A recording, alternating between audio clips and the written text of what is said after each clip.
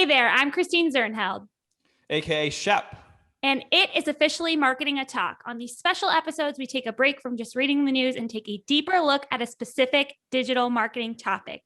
Just like our famous Friday news shows, you'll be able to catch this episode on your favorite podcast player or at youtube.marketingoclock.com and get ready to talk shop till you drop, because today we're talking about Google's smart shopping campaigns. So naturally, we are joined by some really smart guests. First, someone you may know, digital marketing manager at Cypress North, Cole Soldwisch is here. Hi, Cole. Hey, everyone. Thank you for having me today. Thanks for being here. And we're also joined by owner of Zato Marketing and author of Ponderings of a PPC Professional, the one and only PPC Kirk Williams. Hi, Kirk. Hey, thanks for having me as well. Thanks for being here. And last but not least, please welcome digital marketing consultant at That Pam Chick, host of the Not Bad Advice podcast, reigning queen of spice, Pamela Lund. Hi, Pam. Hey, everybody. Thanks for being here.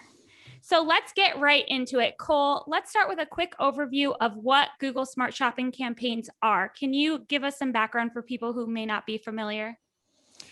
Yeah, so smart shopping campaigns are really interesting because at their core, they are still a shopping campaign. So they're going to work off of that feed that you set through Merchant Center, and you're going to set up your campaigns the same way. You're going to filter your products the same way with your different, custom labels and your different product types.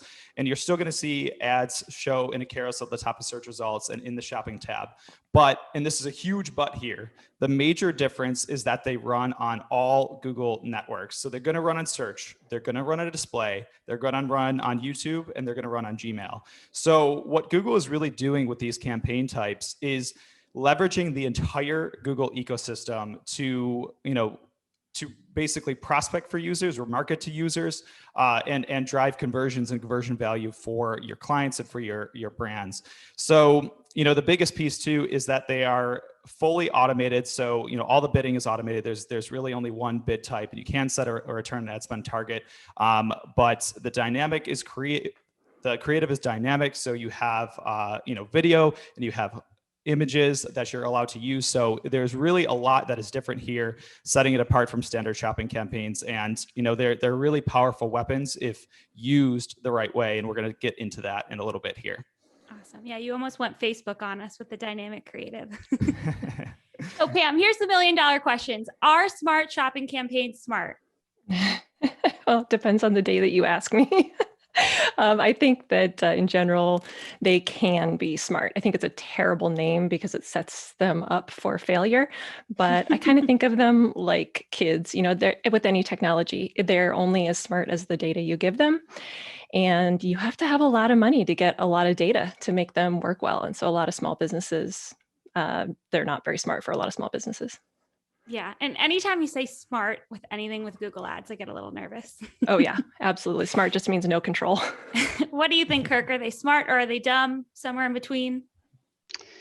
I probably would parrot what the others have said. It's a frustrating campaign type for me because I want to hate it. And then a lot of times it works for us, especially if we kind of figure out ways to utilize things with custom labels and stuff like that. So I think in terms of all of the entities that Google has ever put the word smart in front of, this probably is the least terrible, maybe we'll call it that. What a compliment. Pam, what makes a product a good fit for a smart shopping campaign? When should you use these over a regular shopping campaign? Well, I find that in general, because smart shopping does include a lot of retargeting and a lot of display, it works really well for brands that already have a really strong audience or that have a really great brand recognition and who are doing a lot of top of funnel advertising. If you're relying on smart shopping to be your top of funnel, or if you don't have a lot of retargeting, you tend to not see as great of results as you would with other campaign types. And I really find that unless you are selling something that is unique that people can only get from you, or if you're not the market leader, it is really hard to make shopping in general really work for you. You have to be in a market that's already existing. It's really hard to create a market with shopping that's really more ideal for social ads. So I tend to run smart shopping and regular shopping at the same time for both clients and segment out products that do well in smart shopping, things that have, really high conversion rates or have really high retargeting audiences, and then layer in regular shopping for all of the other products or seasonal ones or things that we want to capture any additional search traffic that is being overshadowed by all of the display traffic. Awesome. I definitely say that's some not bad advice there. Kirk, what do you think? Are there any products that you shouldn't use this for? Yeah, so I don't know if I have any specific products that I would point to one way or the other. We've found that it surprises us. And so one of the things I suggest we do similar to Pam, we run a hybrid approach where we like to try both standard and smart. I do believe at some point in the future, Google's going to be transitioning to smart shopping. So some of that even is just a personal, just kind of a personal make sure that, we survive that transition by at least having experience and kind of thinking it through before that happens. But we do at times then see it run really well. And then sometimes it really surprises us in terms of the products that we think, this is like a B2B e-commerce product. There's no way it's going to work. And then it does really well. And then we'll throw it on some other products where there seems to be a lot of conversion data and it doesn't quite do as well as we would think. So, one thing on kind of an industry, maybe client by client basis is, both Pam and Cole have noted the importance of data. Having what you are inputting into any automated system is just absolutely crucial, right? So smart shopping is especially important. And so what we have found is, because we also then don't get great data output from us, which I imagine is part of what we'll talk about. If someone is really new to e-commerce, so like you're just starting in Google Ads, there might be some reasons that you would want to start out definitely leaning primarily into standard in order to start building that data within your account to give Google better data so that their machine can actually start to optimize for that well, right? And then also you're getting some initial data output from those standard shopping campaigns as well in the beginning when your brand is new and you're trying to figure out what is out there in terms of competitive landscape and search terms and stuff like that. You're just not going to get that from smart shopping. So that's one thing I'll usually tell someone is if they are just starting out, completely new account, new brand, you probably don't want to lean too heavily into smart shopping. Great. Cole, what do you think? Are there any red flags for products that would just never work for smart shopping? Yeah, and I wouldn't say it's necessarily one specific product, but I would say it's a category of products that might not sell online. And that sounds like a silly thing to say because we're talking about e-commerce, we're talking about sales online. But there's an example that we have. We have a client that sells big industrial products, and some of those products are $6,000, $7,000, $8,000, and those products just aren't going to sell online. There's max on credit cards. There's, budgetary approvals that are needed. So some of these products are coming in offline through phone sales. And, the difficulty with smart shopping is, these products, aren't feeding data back into the system. So smart shopping is going to struggle a bit. And then B, you can't really guarantee any impression share when you're using smart shopping. So, on these products that our client is really, really keen on maximizing the impression share and making sure that we're always showing up for some of these products, it's just a no-go for smart shopping. So, standard campaign, you can bid really high and you can make sure that you're showing up in that carousel for searches that should matter for that product. But yeah, it's difficult with smart shopping. Mm-hmm. And I want to circle back to something that Kirk said quickly, because you talked about a B2B example where it surprised you how well it worked. Do you guys have any examples of verticals that worked poorly and that surprised you? I'll start with Kirk. I don't know if I have specific verticals yet that I would say really are horrible. So we're kind of still testing that out. One thing I will note on the flip side, on that other side, which, to Cole's point, to Cole's concern, especially when you do have products, because we actually run quite a few B2B e-commerce clients. When you do have that, the importance of moving beyond just solely tracking that ultimate final conversion is really, really essential, right? And that actually goes for any B2B, and I'm sure you all do this as well. So when you have data where you just don't get much data fed back into the machine until that final purchase, when it could have been like 9 to 24 months that you have had them in the sales process. It is really crucial to identify key points along the way that you can even track some semblance of value to, that then you can start feeding back into the machine. So you're basically giving Google a lot more information for their algorithms to latch on to, kind of indicating these are the kind of people we're interested in, and not just waiting around for like, that one few $1,000 purchase that might take a year to get to. So I think that's really, really crucial in terms of managing that sort of thing. Great. And Kirk, I'm coming back to you with my next question, but anyone can jump in, because I want to spend some time talking about how you actually set these up. To get us started, how many products do you typically include in a campaign? Does it depend on the type of product or the type of website you have? Yeah, we don't have like a specific number that we think about when we're thinking about organizing shopping campaigns. We're more kind of thinking again in terms of like inputs, right? In terms of feeding the machine, feeding the beast. And so like, as we think through, well, there's a couple things. There's the inputs. So making sure there's enough conversion data, making sure that in some ways like the audience match is good. I think that's really important. If Google can't really tell, hey, these products would go well with certain audiences, they're going to struggle to really match those up to your feed. So I think that's really crucial. But so you have kind of the input thing, and then also there's the ad part, the creative part of smart shopping as well. That's really crucial. And so when we kind of think through, okay, what products are we going to actually put into a smart shopping campaign? We're kind of thinking of all of that, and it's all kind of this congealed whole, right? Who's the audience? What are these products? How would they be shown in this ad? How would we like create the creative around that? Does it have enough conversion data to help Google? And then we're kind of like choosing products based on that. So I don't know if that helps, but that's kind of how we think about it.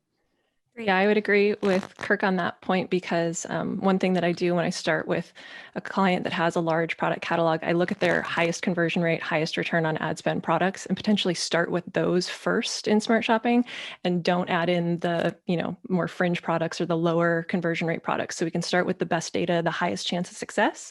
And then you also have to consider your entire funnel. So if you're doing a ton of social advertising around a certain product type or a certain group of products, you want to make sure that that is being followed up by your smart shopping campaign, or else you're missing out on that retargeting opportunity. So it's not just about what the smart shopping campaign is doing, it's what your entire funnel is doing. Mm-hmm. Awesome. Cole, can you use these in an account with regular, or as I want to call them, dumb shopping campaigns? I know we've talked about this a little bit, but how do you handle that? Yes, you can absolutely use both at the same time, but there is one major consideration, and that is sort of this idea of priorities. So in standard campaigns, there are 3 priority levels. There's low, medium, and high, and that is sort of how you would set up like a standard filtered system for standard campaigns, as you would have one campaign high, one low, and all of that. But smart shopping campaigns are the ultimate priority. So when you're thinking about running both in the account, smart shopping campaigns will really take up the majority of that impression share and those clicks and that data coming through in the account. So if you're thinking about 2 campaigns, one standard, one smart shopping, that smart shopping campaign is going to take over all of that product data. So with that said, there's this idea of this cleanup role that standard campaigns can play when you're running smart shopping. So, what you can do is you can say, hey, smart shopping, do what you're phenomenal at doing. Go prospect, go remarket, bring people into the funnel, bring people into the site. And then you set up your standard campaign, your standard shopping campaign to be a campaign that just plays cleanup. It has a higher conversion rate, has likely better returns on your ad spend. And something that no one is really talking about, and I don't see much of this online, is you can actually remove brand keywords from a smart shopping campaign. So we can't do it as PPC practitioners, but we can contact our Google reps and we can say, hey, I got a list of keywords that I want you to remove for me. And you can actually see this in Google Ads Editor. You can look and you can see the negatives are actually there. So you can guarantee that the negatives are gone. So then what we like to do a lot of the times is we say, hey, smart shopping, no brand for you. Standard shopping, let's bring in the brand terms and get some conversions and clean up after smart shopping has done all of the hard, heavy lifting for us. Great. So let's talk optimization. Cole, how do you get started with smart shopping? Walk us through how to get a campaign off the ground. Yeah, so I would say that we kind of touched upon this a little bit already, but generally I start with where the data points. So, from our experience and my experience with smart shopping, it's going to work the best with products that have a lot of conversion data, a lot of click data that has come through. So generally, I start there and I just sit down and I think about what products for your particular client or your brand are going to make sense for smart shopping. So once you get there, then you just think about how you would filter that. So if a certain product is within custom labels, you think about how how you're going to set up your different segmentation that way. And then setting up the campaign is actually fairly easy and straightforward. So it's really just segmenting out your products. Then you're going in and adding that creative. So again, we've talked about the fact that there's video and the fact that there's images. So you just really optimize that creative for the products. And then you pop in all of your different headlines and descriptions. And then from there, there's really only a few settings that are left. So it's budget and it's return on ad spend target. So generally, what we do just to sort of hedge against the fact that it might not work for smart shopping is we set a budget that's on the lower end. So, anywhere from 300 to 600 in that range, just to be a little bit cautious. And then what we do is I tend to not use a return on ad spend target. And so what it will do by default is maximize conversion value. And the reason that I tend to not use a target is because you could potentially be capping that campaign from the start. So, what we've seen is the campaign spends a lot quicker. It pulls data into the account a lot quicker when you're not using a return on ad spend target. So, it's just a little tip to get it spending quicker. Mm-hmm. And Pam, Cole touched on this a little bit there, but talk to us about creative, because there's not much you can do to optimize anything, but what do you do to optimize creative where you can in smart shopping? Yeah, I think that creative in smart shopping actually gets overlooked quite a bit. It's really easy to just drop an image in there and then forget about it.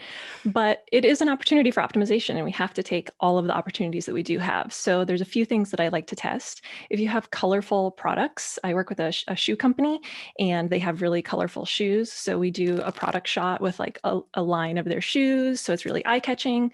You can also test images that are really brand heavy. So getting that brand awareness, getting their brand name in there so that when people see it, they recognize, oh, this is a brand that I like. And also when you're doing sales, make sure you update that image with something that has the offer in there to bring people back to purchase or to let them know that there's a sale going on. So don't forget about the image in smart shopping. It's definitely an opportunity. Great. Kirk, you only really have two levers to control spend, as Cole just mentioned. Can you talk us through optimizing budget and ROAS for smart shopping? Yeah, for sure. I think on face value, that's accurate. There are two levers. I think as we've talked, though, there are other ways of thinking about it in terms of the inputs and controlling those, and that all assists with this, right?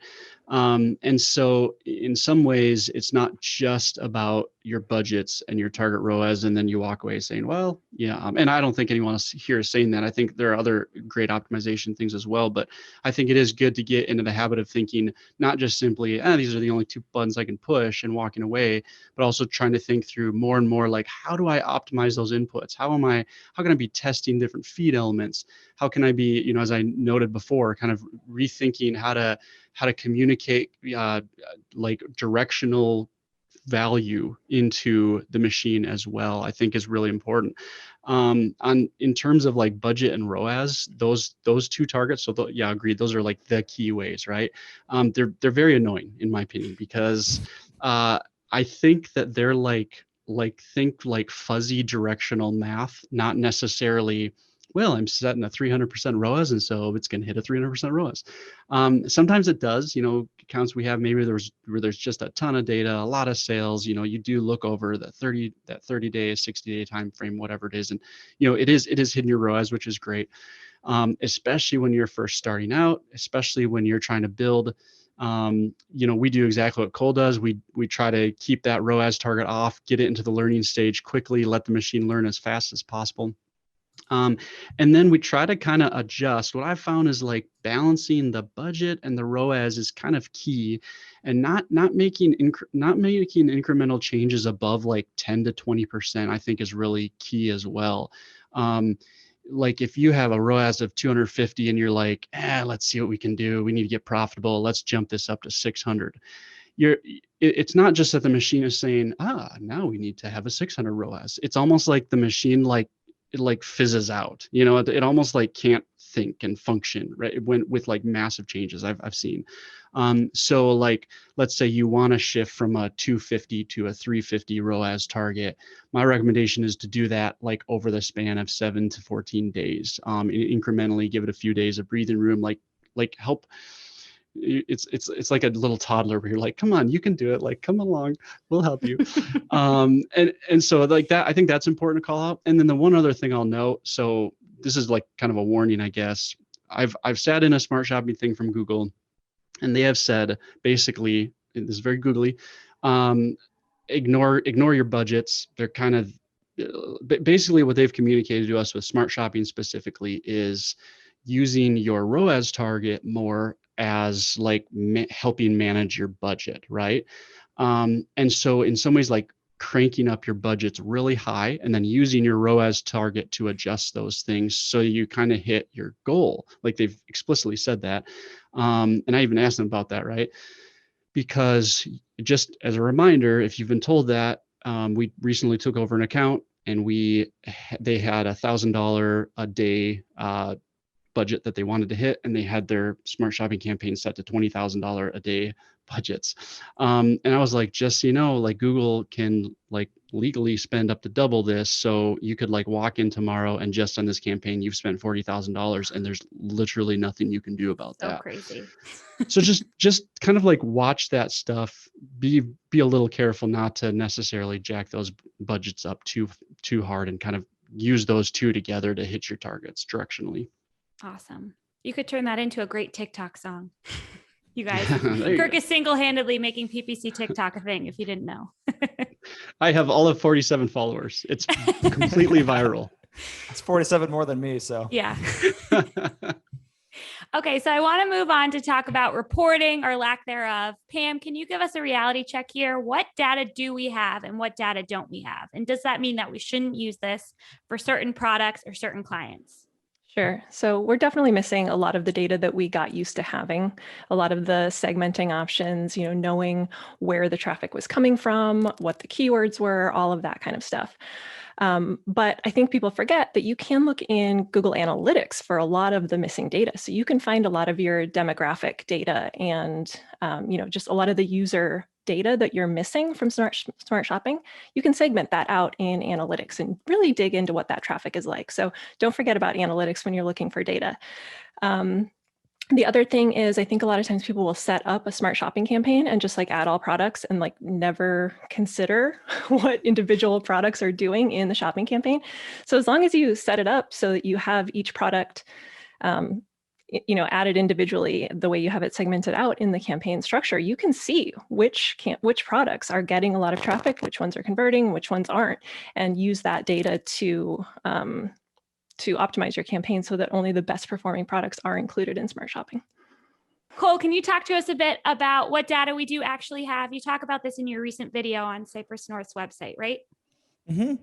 Yeah, so you do get a fair amount of standard reporting that we're kind of used to seeing. So there are things that are missing, like keywords. We're not seeing any keywords in search term data, but there's impressions, there's clicks, there's cost per conversion, there's return on ad spend, and you can segment these things by device, new versus returning customer, that kind of thing. So there are some directionally available metrics that we can use to see what's kind of going on. But my video, I sort of try to focus on, some custom report building and some exploratory digging that I did. So it was just a rainy COVID Sunday, which, kind of tells you where I was at during COVID. But I was just spending about 2 hours. I was just digging in, building reports, adding dimensions, subtracting dimensions, adding metrics, subtracting metrics, all of that. And I actually found some really interesting data that was coming through. So my favorite one that I found was actually Google's retail categories, which is really interesting. So this is something that exists for all the other campaigns. You can pull it for other campaigns. But what basically it is Google is trying to categorize optimize search terms that users are using to find products and to find different sites. So what was most surprising to me is for one of my clients in one of my campaigns that I was running in Smart Shopping, I was like almost 90% perfectly matched, Google's retail category to the product that was advertised in that campaign. So for me, you're trusting Google, you're trusting that these retail categories are realistic. But for me, it was just kind of like that's pretty interesting. That makes me feel a little bit more confident about running this particular campaign. So that's just one of the little tidbits that I found. There's some other ones. You can, in the video, I talk about seeing if there's actually YouTube impressions showing. I was looking at that breakdown versus new versus returning customers. You can actually get some demographic data out of custom reports too. So there's a lot of great stuff in there, and we can definitely link it in the show notes, and you can find it on Twitter. I've sent it out a bunch of times at this point, so it's out there. Kirk, any other tips for pulling data out of the black box? Yeah, a couple.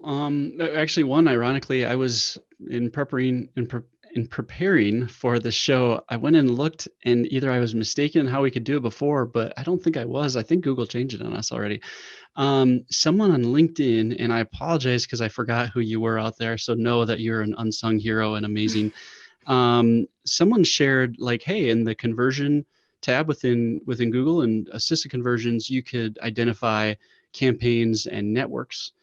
And like it actually showed you, so you could filter by Smart Shopping, and you could see like display and that sort of thing. And I went in there, and it just says cross network now, and I am almost positive that I remember that it didn't say that before.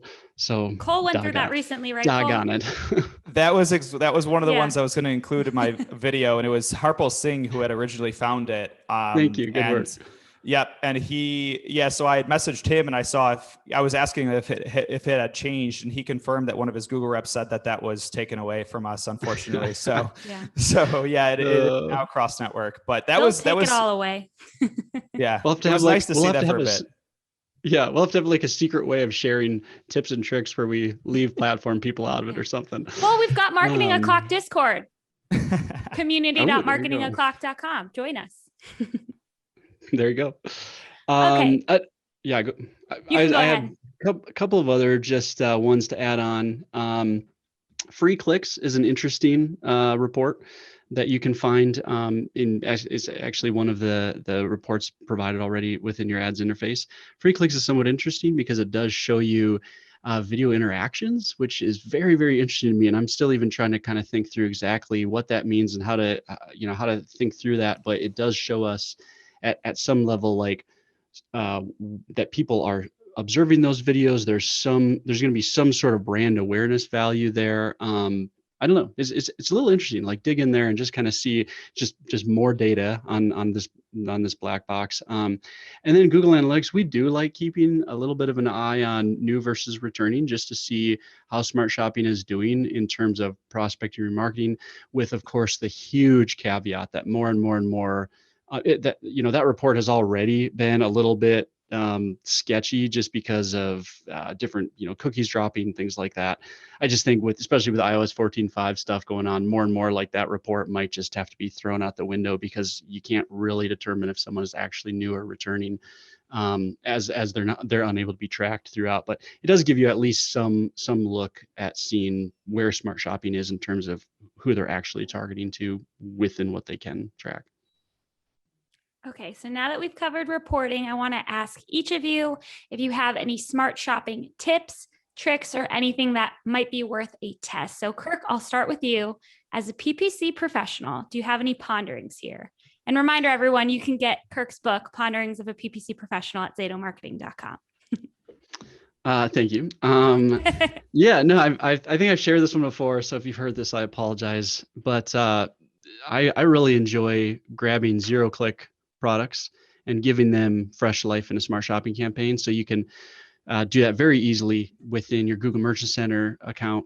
Just determine like what products basically are not getting the light of day, because what Google's doing is they're taking your budget and your ROAS targets, and they're kind of taking all of that. They're taking the searches, the feed data, and they're saying, yeah, for the most part, these are the products we think can work. And a lot of times, sure, they're getting it right. But then there are other products that maybe could work that just aren't kind of getting into the algorithm. And so we'll test that with the 0-click thing, and we'll often see it work fairly well. Although you do kind of have to be up on that. You want to be kind of maneuvering products around in there. Sometimes you'll have to re kind of look through those products. It might cannibalize a little bit. Just something to watch, something to try, kind of see if you can work on growing some incrementality there with products that Google doesn't normally look at. Awesome. What about you, Pam? Any tips, tricks, or tests to share? Yeah, so to piggyback on what Kirk just said, if you have a client that has maybe like really disparate groups of products that like would appeal to different audiences entirely, sometimes it can work to set up one campaign for this group and another for the other group so that you're pushing different traffic into each. If you don't do that, you'll find that, all of the products in one group tend to get all of the traffic and the other ones start to fall off. And you might also have different goals for those. So setting those up separately, even though Google will tell you if you have a smart shopping campaign, you should only have one. That's not necessarily the case for all clients. The other thing is at some level, you just kind of have to give in to our technology overlords and accept the AI here, just stop fighting it. If you're finding that you're like constantly beating your head against the wall, trying to get it to work, and you're like doing little tiny product segments and like really trying to maneuver, maybe just like loosen up a little bit and just set up a campaign and let it run and see what happens. Awesome. Cole, anything to add? Yeah, I would say test video. That is something that is hugely powerful here with smart shopping, and it's totally sets it apart from standard shopping.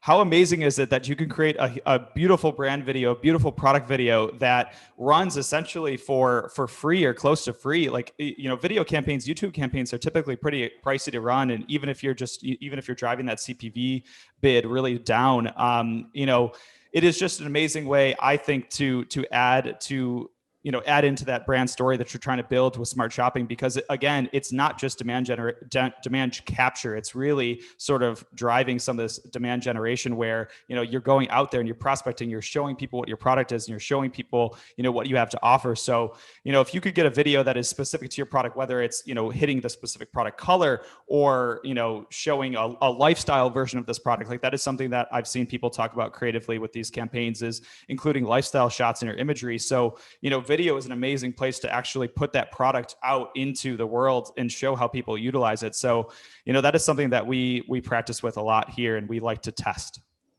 Awesome. Well, our time is almost up here. I can't believe it, but I want you guys to leave our listeners with some parting words for any advertisers who are considering smart shopping for the first time. I'll start with you, Pam. If you're just starting out with smart shopping, make sure that your product data is really solid. That's going to be a huge, huge part of how successful you are with shopping. And it might not work. So be prepared for that. You've got to test, and you got to give the system good data and see what happens. Anything to add, Cole? Yeah, I would just really reinforce what I talked about with those brand negatives. There's no better way to test smart shopping and really push the limits of smart shopping than pulling out that brand. Because if it can't hit return on ad spend targets without the brand, then it just kind of goes to show that for you in that specific scenario and those products, that there's a huge reliance on that brand awareness and remarketing, I'd imagine too. So definitely lean into that. And again, your Google reps can remove brand negatives. So definitely give that a shot. Great. Kirk, any parting thoughts? I think organize your products well. So really think that through in terms of some of the things I noted from before, thinking through that ad creative, thinking through the potential audiences that would purchase this group of products, and are you helping the machine kind of find those better? So organize them well. And then also the flip side of that, like, don't be scared to reorganize in big ways. I've found that, like, at some point, if a smart shopping campaign isn't really doing well and you're kind of trying to think it through, like, should we keep limping this along, whatever it is, like, totally, like, try something else, like totally reorganize the products, start a new campaign, kind of see if there's a better way to group them together, reset the system, help the machine kind of go into a new direction. So Wonderful. I want to thank you guys again, Cole, Pam, and Kirk, for joining me. You can find Cole's video on how to extract data from Google Smart Shopping campaigns on cypressnorth.com. Cole, where can people get in touch with you if they want to talk more about smart shopping? Yeah, the best place is going to be Twitter. You can DM me. I'm open for conversations. You can tag me in things. My handle is at CJ Soldwisch, which is a little difficult to spell, so we'll definitely include it in the show notes. Yes, we will. And Pam's website is thatpamchick.com, and you can hear her podcast, Not Bad Advice, on YouTube or your favorite podcast player. Pam, how can people get in touch with you? Twitter is also the best place to get in touch with me. I am at Pamela_Lund.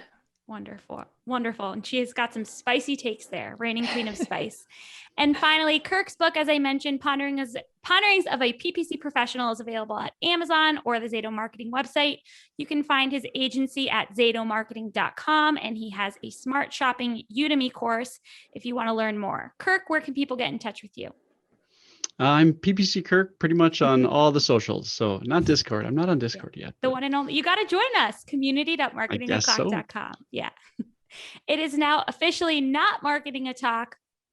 If you're looking for a digital marketing news and a lot of really bad puns, please be sure to subscribe to Marketing O'Clock. We release new episodes with Jess Budd, Greg Finn, and Mark Saltarelli every Friday, in addition to these special roundtables that we're releasing every month. So thank you guys for joining me again, and we will see you next month.